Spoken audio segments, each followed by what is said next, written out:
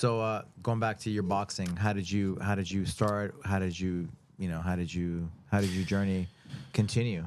So That you're bare knuckle fighting now. So I was riding my bicycle down the street one day, and I was heavily involved in UFC. I loved it, and I drove past this old school, this old building that was abandoned, and I heard, I was like, that is a speed bag. Yeah. So I drove up the alleyway, and I found the doors to a garage open, and in there was Joe Godinez, my very first coach from Extreme Fitness, and he was hitting the speed bag. And he had a steel dummy in there, and one of those steel dummies from karate. He had pads on it, and immediately, before I even signed a waiver, had me start key punching this thing. And I'm key punching it, and the pad is sliding up and down as I'm hitting it, and I'm hitting direct steel. If you look at my knuckles from that day started to look like this because I broke both of them. I just sat there key punching the steel. And even though my knuckles were bleeding, they looks like good knuckles for bare knuckle. Yeah, yeah. He literally just goes, Take keep some punching. skin out of people's faces. I was 15. He's like, keep punching. So I broke my knuckles, and they started to form like that. Yeah. Off that first time, and I was like, wow, I want to do this. And the first time I did jiu-jitsu, probably like the next day, I got armbarred by Brian Burns and Brian Supsick, two good fighters from where we were at the time.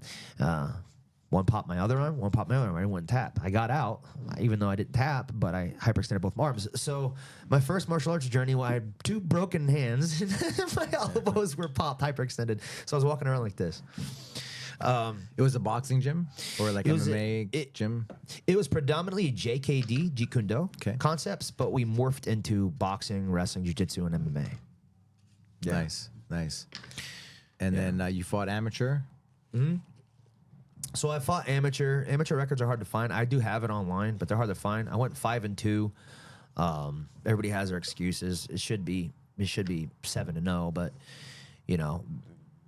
in fighting, just like in life, there's corruption. People are gonna give their hometown guy the victory in an amateur fight. All the way to the Olympics. Look at what's his name in Korea. Man, what's his name? Sorry, I'm going blank on his name. He was champion forever. So he fought Mike Tyson like a few years ago. Korean fighter who fought. No, he's American. Oh, American. He lost. I think they robbed him, or was it who robbed? Was it Mayweather that got robbed? Mayweather got robbed. That was Roy Jones Jr. got robbed. Roy Jones Jr. Yeah, Roy Jones Jr. That's what I was. Yeah, that's what I was thinking. Yeah, he got robbed. That was in Korea, right? Believe so, yeah. Yeah. Like total blatant robbery.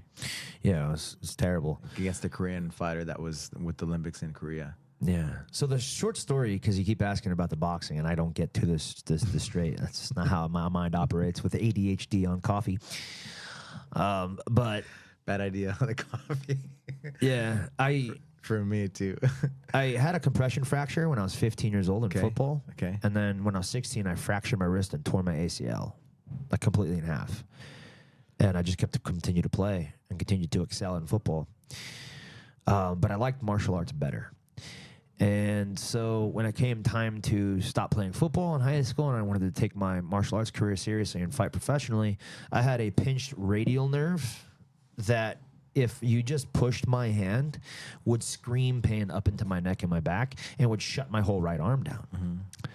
So the idea of punching repetitively over and over and over again, I could not hit a hook. I could not hit an uppercut. I could only punch straight. So anytime I would try those, I'd feel that immediate shock and it would shut me down. You can see there where I eventually had surgery.